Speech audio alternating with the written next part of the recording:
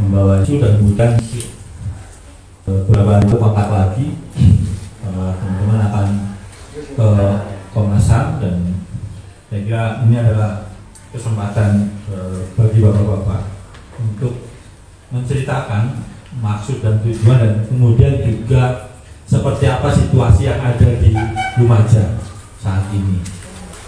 Saya kemarin ketika Mas Budi dan kontak saya terus terang aja sudah langsung komunikasi ke beberapa orang, ke masyarakat peduli bencana juga ada, ke teman-teman Gus Dur yang peduli, juga saya kontak nanya bagaimana situasi yang ada, karena kebetulan saya anggota Badan Pengawas Gus Dur yang peduli.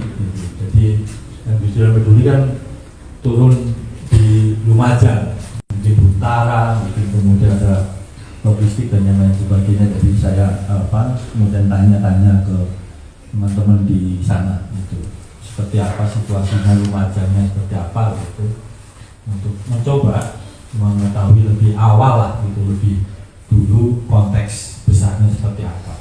Nah, silakan saja, saya kira saya akan memberi kesempatan kepada bapak-bapak semua menceritakan, nanti kemudian apa yang bisa kami tindak lanjuti, kami tindak lanjuti. Nah, saya ditemani Fatwa, ini staf pengaduan, terus siapa Mas? Aziz dari mana? Pengaduan. Oh, dari pengaduan. Ini baru ya? Iya. Oh iya.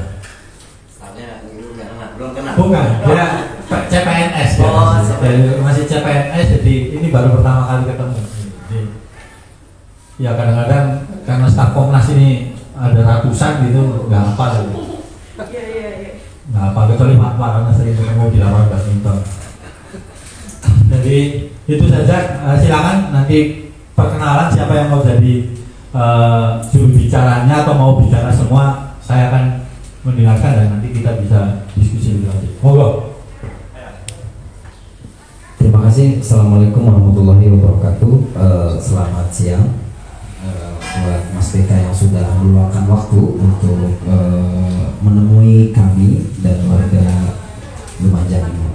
Ya, sebetulnya ada beberapa hal yang mau kami sampaikan pengaduan gitu ya. Jadi kami menduga ada dugaan pelanggaran HAM proses penanganan bencana erupsi itu, karena ini bukan hanya bencana alam tapi ada dugaan human error dalam kenapa bisa memakan begitu banyak korban begitu.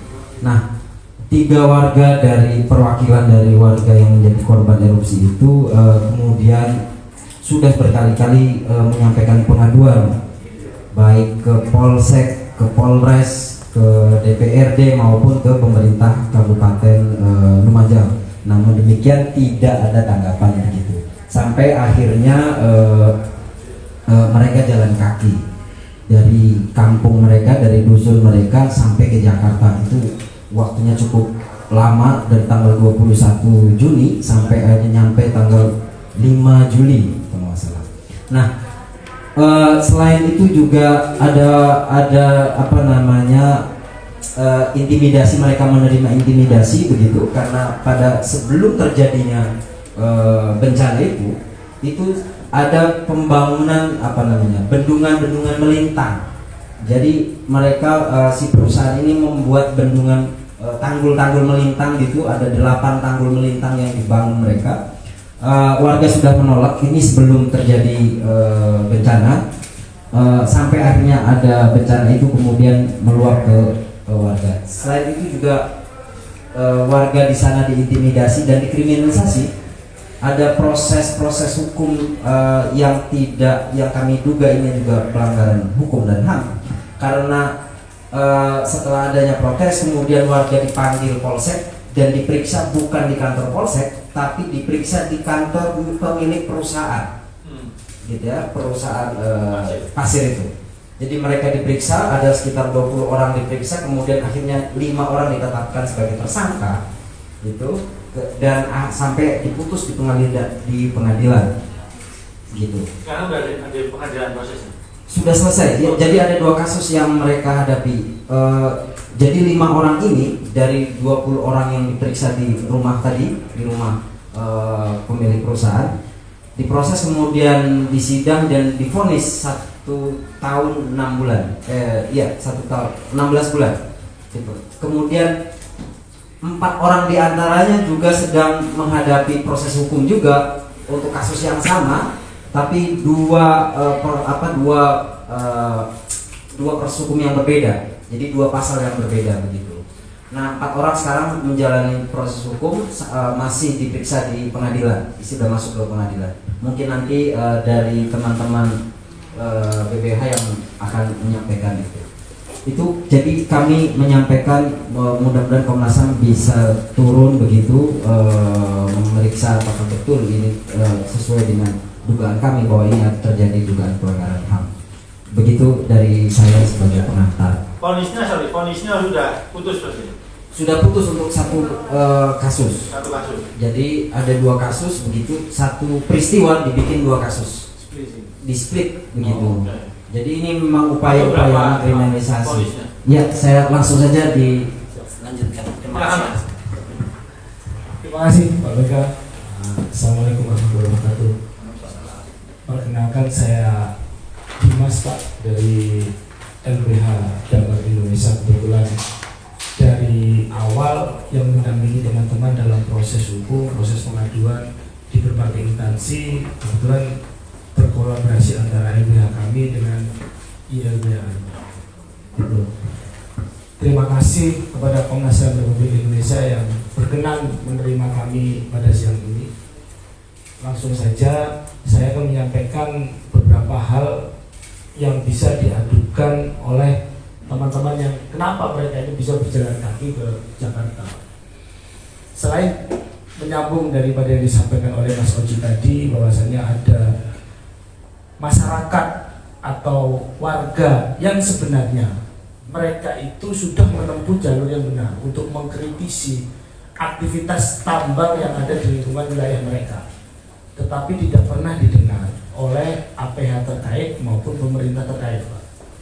Sehingga pada saat itu begitu ada protes massa, ternyata dari pihak tambang juga melakukan ekskavasi massa juga, sehingga bentrok itu terjadi antara warga yang melakukan protes. Jadi protes ini isu besarnya adalah terkait dengan pembangunan andil, Pak. Andil itu adalah bendungan yang digunakan untuk menangkap pasir, karena kan kita tahu CVDPS ini berada di aliran Semeru, aliran Sungai Semeru yang mengangkut material-material pasir. Andil ini, mengapa warga memprotes andil ini? Karena di sana itu sudah dibangun yang namanya bendungan untuk menampung aliran air, agar air itu bila terjadi banjir atau rob dan lain sebagainya itu tidak meluap ke tempat warga. Namun itu ditutup dengan adanya andil-andil yang tingginya itu bahkan lebih daripada 8 meter. Jadi lebih tinggi dari bangunan warga. Nah, disinilah hak hidup masyarakat, hak hidup untuk terjamin keselamatannya, terus dijamin hajatnya agar bisa hidup dengan baik, dengan sehat, ini sangat terganggu. Akhirnya warga sudah melakukan protes dari tingkat desa, dari tingkat kepolisian, bahkan dari tingkat pemerintah Kabupaten Lumajang. Protes tersebut tidak pernah bersambut oleh pihak-pihak instansi itu, sehingga warga melakukan protes dengan menghentikan sementara aktivitas pertambangan. Dari situ timbul suatu bentrok yang sebenarnya bentrok ini dipicu oleh oknum-oknum yang dimanfaatkan oleh pemilik tambang untuk menghalang aksi protes dari warga ini. Sehingga karena ada perlawanan seperti itu, warga terjadi keributan, terjadi chaos. Akhirnya ada salah satu alat berat pemilik tambang yang rusak. Begitu. Pada saat terjadi alat berat yang rusak, akhirnya kita tahu karena masyarakat ini awam akan hukum, awam akan tentang advokasi, justru mereka yang dilaporkan ke Polres dan Polsek. Anehnya dalam proses itu tidak ada upaya restoratif. Tidak ada upaya restoratif, malah cenderung dari analisa saya, dari analisa berkas yang saya terima, anehnya ada penggiringan opini-opini dari saksi-saksi yang diduga diarahkan oleh pihak tambang untuk memberatkan masyarakat ini yang menolak ini. Karena isu penolakan tambang ini nggak kelihatan, isunya adalah masyarakat ini menghalangi aktivitas pertambangan. Padahal aktivitas pertambangan ini sedang dikritisi oleh masyarakat. Gitu. Akhirnya proses hukum berjalan sangat lama. Proses hukum itu sangat lama berjalannya. Proses hukum berjalan sangat lama dari perkara yang pertama dan perkara yang kedua. Splitsing ini aneh menurut kami karena ini adalah suatu rangkaian peristiwa yang sama. Jika kita bicara mengenai hak asasi manusia, tentunya asas kedudukan sama di mata hukum itu harus dijunjung. Gitu. Jadi splitsing yang dilakukan oleh pihak Polres Lumajang itu aneh menurut kami dan kami sudah melakukan pengaduan di Paminal dan Propam di Polda Jatim. Gitu. Ditindaklanjutilah laporan kami, mereka akhirnya baru melakukan upaya restoratif justice setelah kami laporkan di Paminal. Dan yang kedua, baru perkara itu dilakukan penyelidikan lanjutan untuk dinaikkan ke tahap 2 ke 21. Padahal 4 orang ini itu masih ada di tahanan dan masih menunggu proses hukum sehingga tidak bisa mengurus yang namanya cuti bersyarat. Kan ini hak juga, hak seorang narapidana untuk bisa mengurus yang namanya cuti bersyarat. Gak bisa dia harus menunggu ini. Padahal cuti bersyarat meskipun ada proses yang masih berjalan dan belum tahap 2 itu masih bisa diurus. Anehnya mereka ini dipersulit pengurusannya dengan alasan perkara masih penyidikan belum tahap 2. Padahal kan kalau belum tahap 2 boleh, aturan undang-undangnya begitu. Akhirnya pada saat kami melakukan laporan itu, berkas ini terburu-buru seolah-olah seperti terburu-buru di tahap 2 kan di sana. Akhirnya anehnya juga pihak kejaksaan tahap 2 itu langsung menerima perkara ini menjadi P21 dan disidangkan dengan dalam tanda kutip saksi yang ada di BAP polisi yang memberatkan orang-orang ini tidak mengetahui kejadian itu pada saat proses persidangan itu berjalan. Jadi saksinya ada yang tidak mau hadir, ada yang hadir tapi mengatakan tidak tahu menahu. Bahkan ada yang mengatakan posisinya jauh daripada lokasi kejadian. Tapi dia ada di BAP. Ini untuk 4 aktivis. Jadi begitu. Dan yang pertama, tersangka yang satu ini itu pun dikeluarkan setelah kami melakukan pengaduan di Menkumham. Jadi kami melakukan pengaduan memang waktu itu masih secara lisan, Pak. Akhirnya dia baru bisa dikeluarkan. Padahal jadwal keluarnya memang ada selisih hari ya. Tapi kan itu menyangkut hak juga gitu. Hak seorang narapidana untuk segera bebas gitu. Jadi masih ada intimidasi daripada pihak tambang ya, dugaan intimidasi dari pihak tambang yang membuat warga di Lumajang itu takut untuk menyuarakan adanya kerusakan lingkungan, adanya kesalahan prosedur pertambangan yang menyebabkan kerusakan lingkungan di Desa Sumberwulu khususnya. Gitu. Ini untuk warga yang ditahan, Pak. Nah, untuk 3 orang ini, Pak, mereka ini tinggal bersebelahan dengan aktivitas tambang tersebut, bersebelahan dengan andil-andil tersebut, sehingga 3 orang ini adalah korban rakyat Lumajang, rakyat Desa Sumberwulu yang rumahnya sekarang ditutup oleh pasir, Pak. Sudah tidak bisa digunakan lagi. Nah, atas adanya perkara ini, sebelum mereka ke Jakarta berjalan kaki, saya sudah melakukan pesurat baik ke Kementerian SDM, ke Bupati Lumajang khususnya, dan juga saya juga melakukan surat ke inspektorat di sana untuk melihat atau mengevaluasi aktivitas daripada CV ini. Anehnya, aktivitas yang sementara itu dibekukan dengan adanya laporan-laporan yang kami buat, ternyata laporan itu dikesampingkan. Timbul surat yang menindaklanjuti surat dari SDM bahwasanya Bupati merekomendasikan aktivitas tambang itu berlanjut di wilayah desa ini. Padahal Bupati sudah menetapkan ini adalah zona merah. Jadi aktivitas ini berlanjut. Sementara Huntara dan Huntap ini belum jelas ini terhadap warga ini.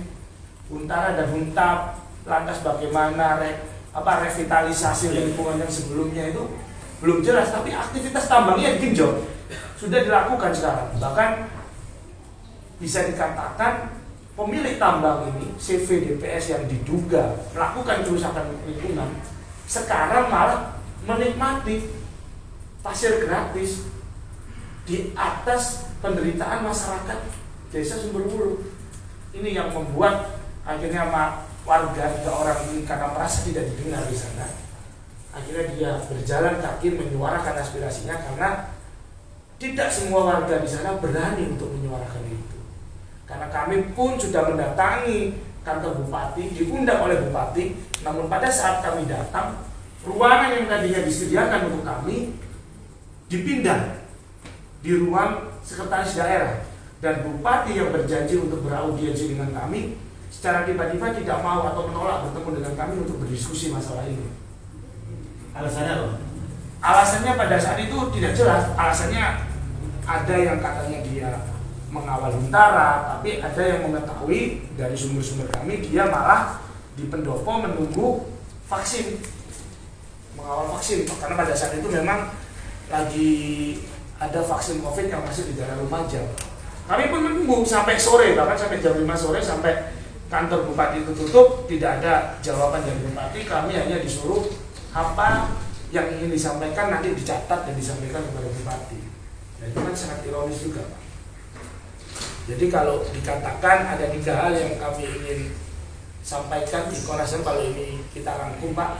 Pertama adalah terkait dengan kehidupan dari 3 orang ini, dari seluruh masyarakat desa Sumberwuluh yang sebenarnya karena adanya human error, dugaan human error dari aktivitas pertambangan ini harus dikaji. Warga tidak menolak pertambangan, tapi warga ingin pertambangan di sana dilakukan dengan berwawasan lingkungan, melibatkan peran serta masyarakat secara transparan dan kredibel. Dan yang kedua, warga di sini ingin haknya yang sudah dizolimi oleh CV ini harus ditindak. Jangan ada kesan pemerintah atau stakeholder melindungi CV ini, sudah berpuluh-puluh tahun namanya gitu.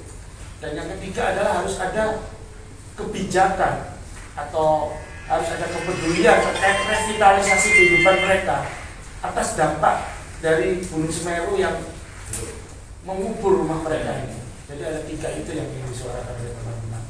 Mungkin itu dari saya, Pak. Terima kasih. Monggo, Pak, kalau ada yang mau menyampaikan. Baik, Assalamualaikum warahmatullahi wabarakatuh. Perkenalkan Pak, nama saya Nurlik dari Desa Sumberwuluh.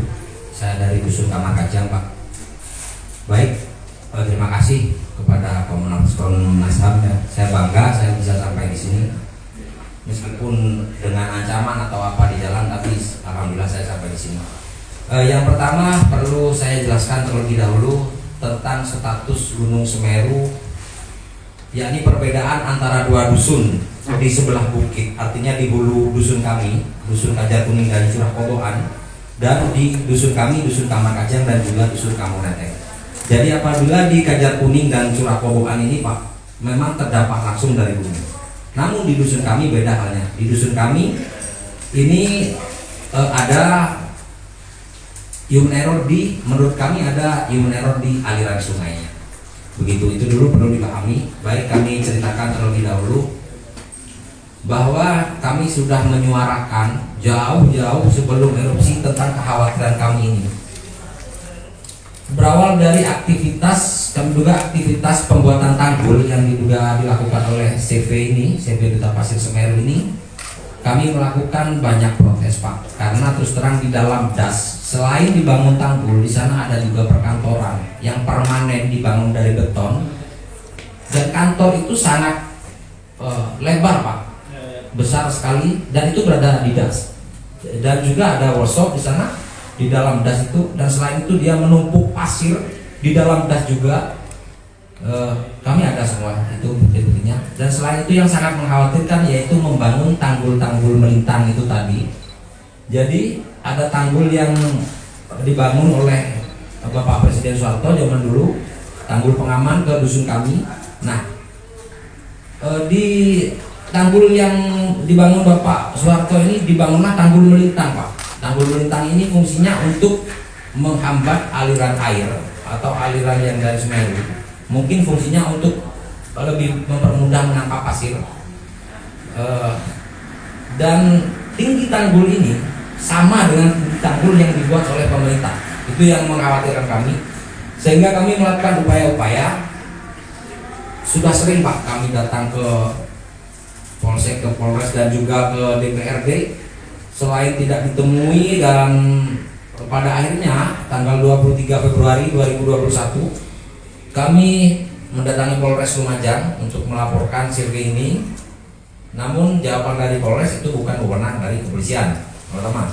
Yang kedua, kami menemui Bapak Bupati. Kami datang pada jam 9 pagi dan ditemui jam 9 malam. Namun lagi-lagi jawaban Bapak Bupati pada saat itu, di sana kan sudah ada proyek, begitu Pak. Sudah ada, maksudnya sudah ada pembenahan, maksudnya seperti itu. Namun pada kenyataannya sampai tanggal 4 Desember 2021 sampai datangnya erupsi ini, kekhawatiran kami ini tidak pernah digubris Pak sama pemerintah Lumajang. Sehingga yang terjadi, menurut kami yang terjadi ini lava ini sehingga tidak bisa mengalir ke laut, terhambat oleh bangunan-bangunan tersebut dan juga tanggul-tanggul tersebut. Sehingga lava ini memilih mengalir ke dusun kami, sehingga begitu banyak juga memakan korban jiwa di sana dan juga kerusakan lingkungan yang sangat parah Pak, di desa kami. Pasca erupsi tersebut kami tidak tinggal diam Pak. Kami ditemani oleh Bapak Dimas untuk melakukan hearing ke DPRD Lumajang. Ya kebetulan pada saat itu di dalam hearing tersebut dihadiri oleh semua ketua fraksi ya, ketua komisi ya. Itu di sidang tersebut semua sepakat membentuk tim pansus Pak. Semua sepakat untuk membentuk tim pansus. Namun lagi-lagi sampai saat ini tim pansus ini belum pernah ada seperti itu untuk menyelidiki. Selain itu kami juga mencoba bersurat ke Bupati untuk melakukan audiensi seperti yang Pak Dimas tadi ceritakan. Kami sudah diundang, waktunya sudah ditentukan. Namun setelah kami datang di situ, lagi-lagi kami di-prank Pak. Kami dikibuli sama Pak Bupati ini. Pak Bupatinya malah enggak menemuin kami. Sehingga kami menunggu di situ sampai sore hari. Gitu Pak. Jadi dalam hal ini kami sangat merasa kecewa, sehingga kekecewaan kami ini sudah membentuk sebuah tekad di hati kami bahwa kami harus ke pusat, kami harus lebih jauh lagi untuk melakukan itu mungkin dari kami. Jadi untuk kajian-kajiannya mungkin Pak Dimas yang lebih paham. Saya sebatas menyampaikan itu saja dan saya ucapkan terima kasih sudah diterima di Komnas HAM. Demikian dari saya. Wassalamualaikum warahmatullahi wabarakatuh. Ada yang mau nambahkan Pak? Silakan Pak. Assalamualaikum warahmatullahi wabarakatuh. Nami kula Pak Mangan nggih. Nggih, Pak. Monggo Pak. Saderengipun pun Jawa mawon nggih Pak. Nggih, kula paham Pak. Nggih saderenge niku tahun 2020 sing waktu penanggulan niku kula sampun mengingat. Sampun kula larang dumateng sing wonten lokasi. Kados Bapak Camat, Bapak Desa niku sampun kula warai niki membahayakan masyarakat. Tapi kula protes ngoten niku mboten enten gubrisan, Pak. Mboten digubris. Sehingga tanggul-tanggul terus dilakukan sampai akhirnya banjir dugi, Pak. Banjir dugi niku cuma mboten melober teng warga, cuma pun kajenge melober teng warga. Niku tahun 2020, Pak. Sing waktu niku nggih erupsi cuma mboten mandap wonten teng Curawoboan. Nah, akhirnya teng dusun kami itu ada pembenahan tanggul, Pak nggih. Yang tanggulnya Pak Harto niku mau jebol. Jadi wonten pembenahan. Lah wonten pembenahan niku sing napa niku sing benahi nggih napa sing gada-gada CV intine kan dijalui tolong kengken mendahi tanggul sing kajeng jebol nggih. Tapi Pak Ning niku didamel kesempatan. Didamel kesempatan. Sabenere nek kajenge napa niku ngamanaken tanggul nggih ya, sejajar Pak. Kali tanggul sing kajenge jebol niku sejajar. Dados niku mboten napa sing berlobang niku mboten ditutupi, cuma ditanggul melintang nggih niku sak ambane lepen. Dados lepen niku mboten enten. Akhire banjir datang mau melober ke tempat warga Pak. Untungnya nggih wonten alat. Ning niku wonten alat berat jadi nggak sampai melober, jebol sedikit Pak. Akhirnya mboten sampai ke warga. Yang cuma pun nambah kan luhur tanggul pengaman itu punan. Nah mantun ngoten pas mantun banjir niku alat sing gadane SCP munggah malih, kajenge nembek malih. Sing jebol niku kajenge dibenahi malih, kajenge ditembek malih. Akhirnya warga spontan niku ngantemi alat. Ngantemi alat niku warga niku Pak. Nggih spontan niku. Akhirnya Pak nggih alat dilempari batu, lari, ada saudaranya yang punya tambang melihat dia mboten diparani kali warga, lalu mungkin tukaran akhirnya kena pukul gitu Pak. Setelah dipukul nggih Pak nggih mantun niku nggih wonten pelaporan teng Polres. Nah mantun ngoten nggih. Niku kan niku lagi melober teng gene warga kula protes teng desa ojo gawe tanggul-tanggul koyo ngene maneh. Niku kula protes teng Bapak Kades. Jawabane Bapak Kades, sopo sing wani karo sing duwe tambang, ojo maneh aku atase kepala desa. Aparat pun nggak bakalan berani untuk menegur dia. Nah, salah diri pun kula protes Pak Male Pak. Nggih teng camat, nggih teng Kapolsek kan niku setiap hari ada Bapak aparat teng niku lah. Dadi kula niku tetep merotes anali tanggul niku. Baru saya mendatangi Polsek. Melaporkan kepada Polsek adanya tanggul yang mau melober, suruh bongkar aja. Nanti kalau ada banjir gak sampai ke tempat kami. Lalu Bapak Polsek bukan wewenang saya. Itu wewenang Pemkab. Kula teng Pemkab Pak nggih. Waktu niku jam 09.00 kula pun standby di alun-alun. Ditemui jam 9 malam. Nggih niku kula nglaporaken atase kanu anane napa niku yang akan mau melober ke tempat kami, saya laporkan suruh bongkar aja. Jawabannya Bapak Bupati, di kono kan wis ana proyek wis dibangun.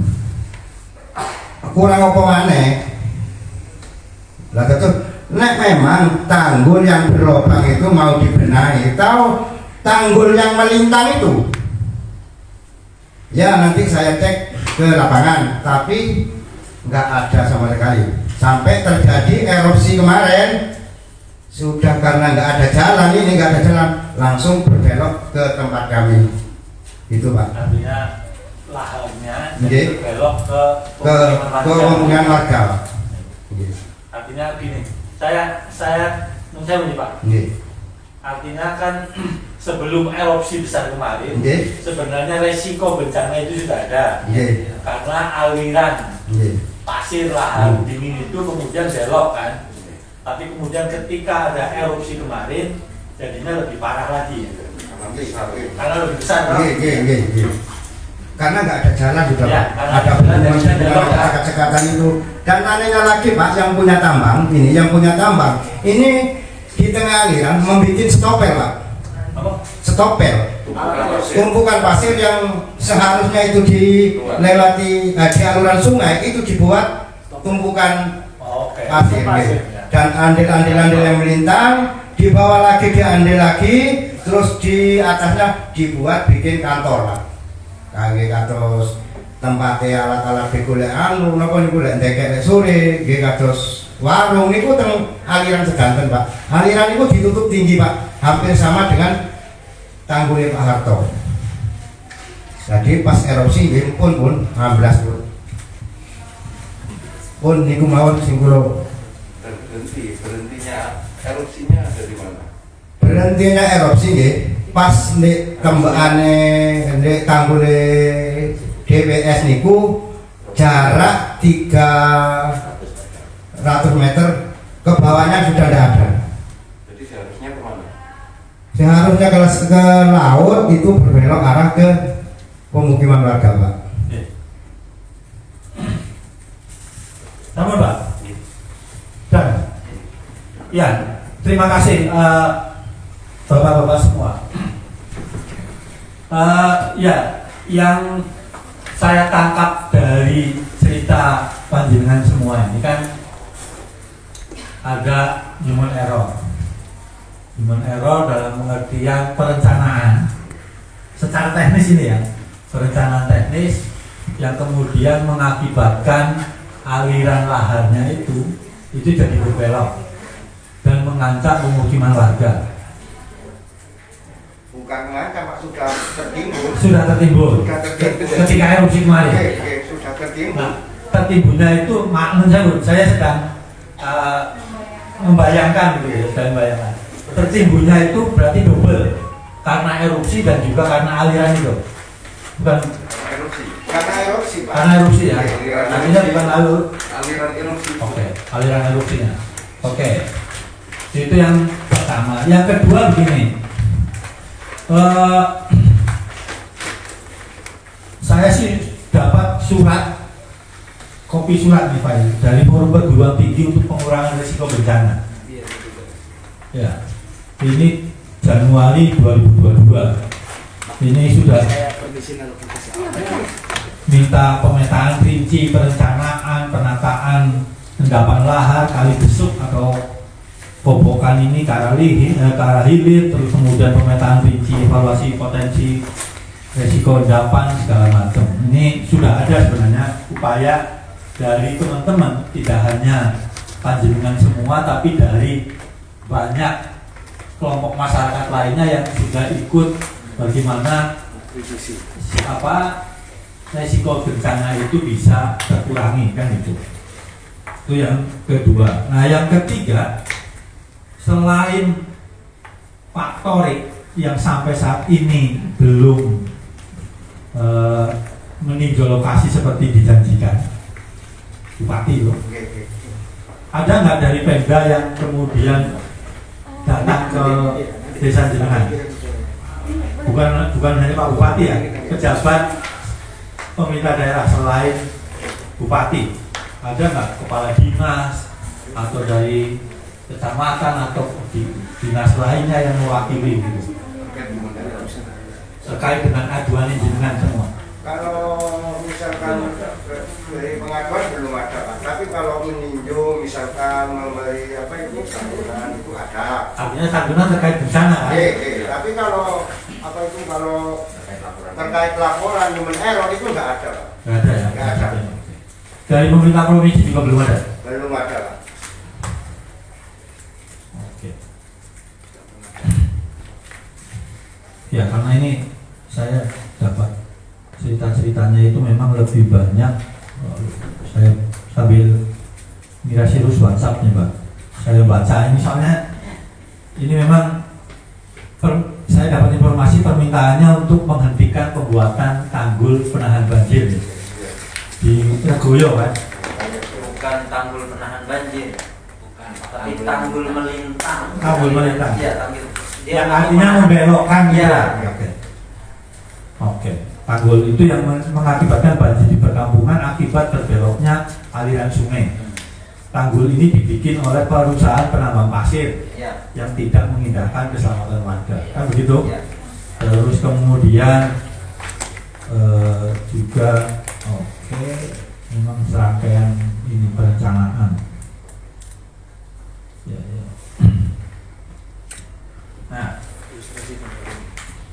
Nah, Mas Dimas dan Mas Dosi ya, Gosi. Menurut saya ini kan karena baru berdasarkan cerita. Ini kan kalau visualnya agak repot gitu ya. Saya nanti minta foto-fotonya ya. Ya, nanti mohon izin Pak Beki, nanti akan kami arsip semua berkas, kemudian kami kirimkan secara fisik di sini. Oke. Ini harusnya daerah alirannya. Ya, itu tapi banjir di sini ya. Iya, karena ada ini terus Ini Mas, nanti kami kirim surat Resmi. Ya, jadi begini. Yang pertama, saya nanti akan ada surat resminya. Kami nunggu. Surat resminya ini bukan hanya persoalan yang tanggul ini, tapi juga soal proses hukumnya. Artinya kan tadi ada upaya restoratif justice yang terlambat. Itu yang pertama. Yang kedua, kemudian ada splitting itu tadi ya, split itu. Yang spesialnya Bersamaan itu. Terus kemudian soal bagaimana surat menyurat selama ini, artinya putusan segala macam, termasuk ke pemerintah provinsi, pemerintah pusat, kami minta. Nah, yang lain itu ada foto-foto, gambar lah, nggak harus foto, pokoknya gambar yang kira-kira membantu kami memvisualkan kondisi di desa, kayak apa. Kalau memang kan tadi sudah menerangkan juga soal sudah ada terkena erupsinya itu, ya fotonya ada segala macam seperti apa, dan waktu terkena erupsi itu yang membersihkan itu siapa? Warga sendiri terus dibantu Pemda atau gimana? yang sekarang ini rumahnya Kan kena banjir tuh. Rumahnya Pak? Ya.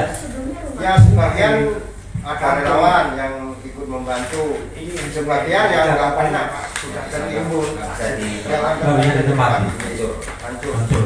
Nah sekarang di mana? Yang warga yang hancur rumahnya sekarang di mana? Ada yang tinggal di rumah saudaranya, Ya. ada sebagian yang kontrak, ada sebagian kecil yang menempati huntap yang living. Itu cuma dua kakak.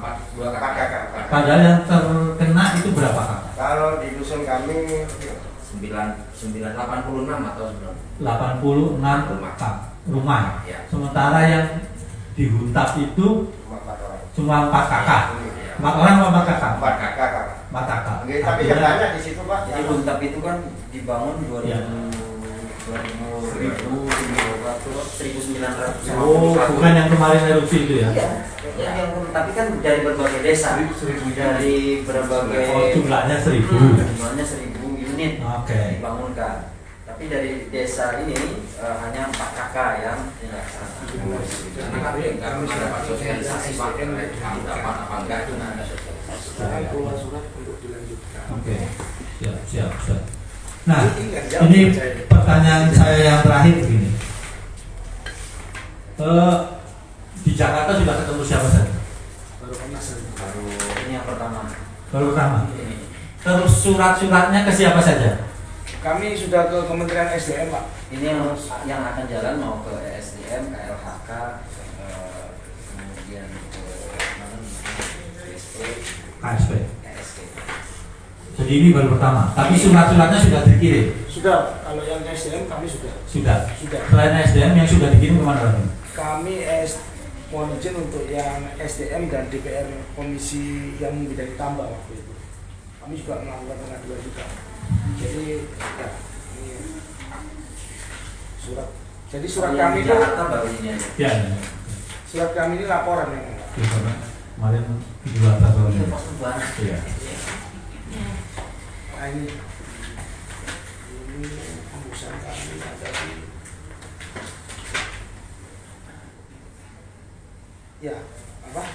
di SDM dan DPR RI. Oke.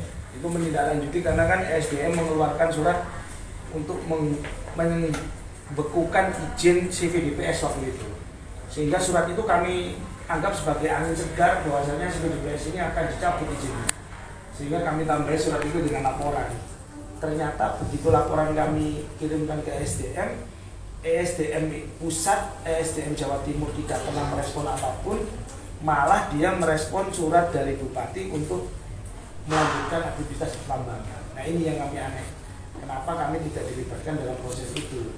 Padahal kami jelas sudah mengirimkan laporan. Ya, bapak-bapak begini, ini kasus dimensinya banyak. Ada dimensi lingkungannya,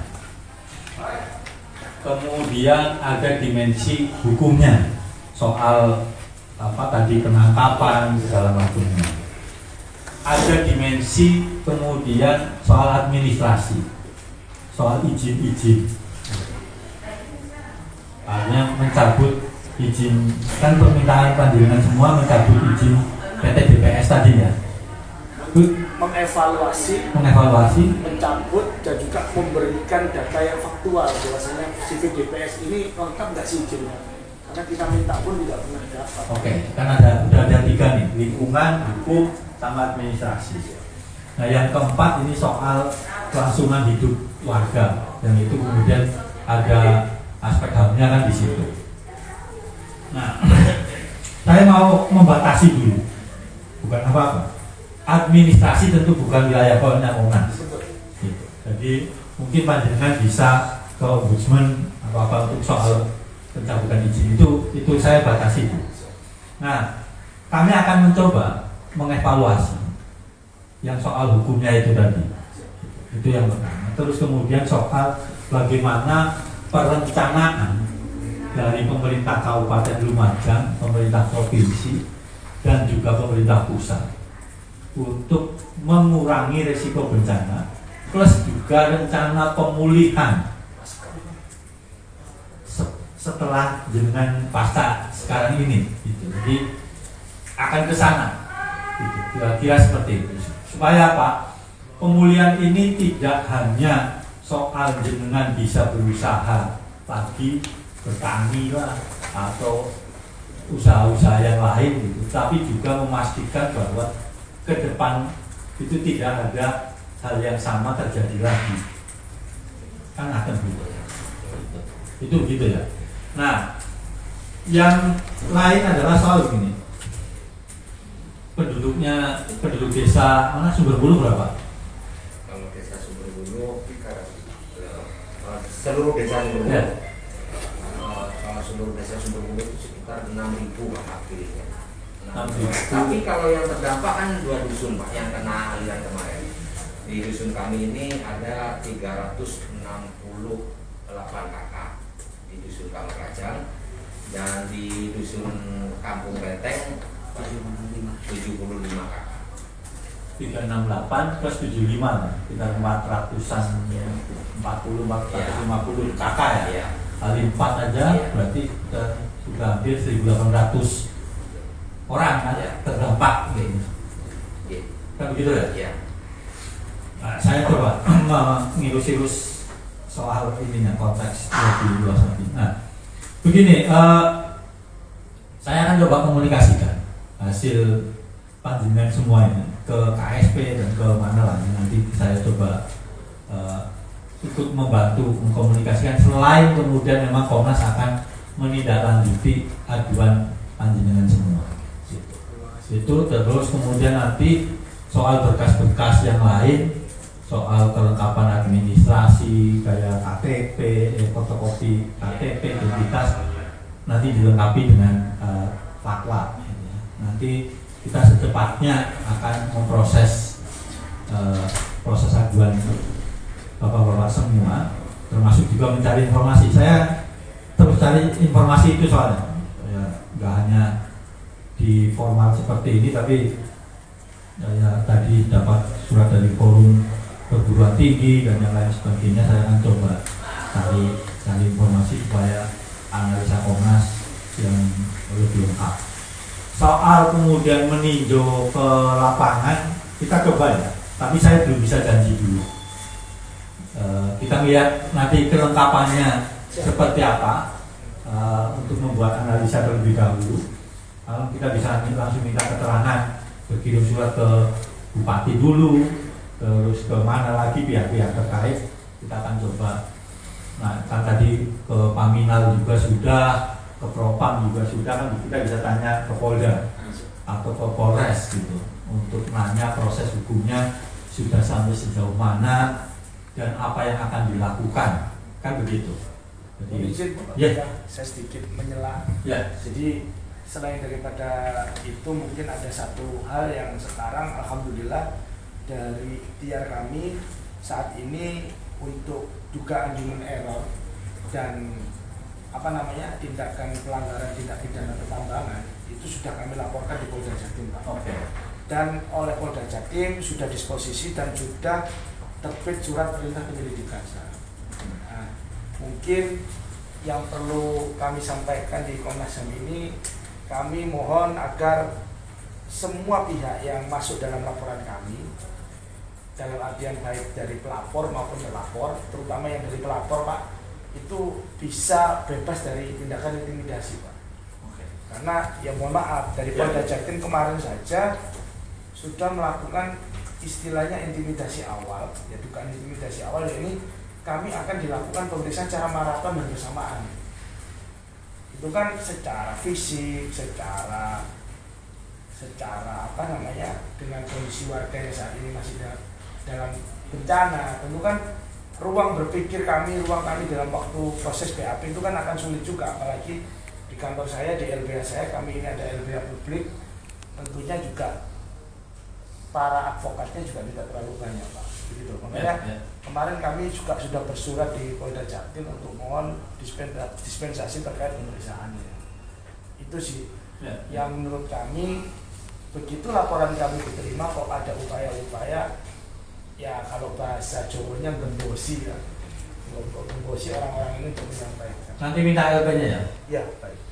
Ya, biar kita juga bisa monitor nanti. Tanya ke Polda kan tinggal nyantumin nomornya aja seperti apa gitu, nggak perlu sampai detail nanti dianggap intervensi segala macam kan begitu. Baik, Kita nggak mau itu. Ya. Saya kira itu ya. Siap. Mas, jadi Komnas akan menindaklanjuti aduan bapak-bapak semua gitu ya, secepatnya nanti mensewu semua kelengkapan administrasi, terus kemudian tadi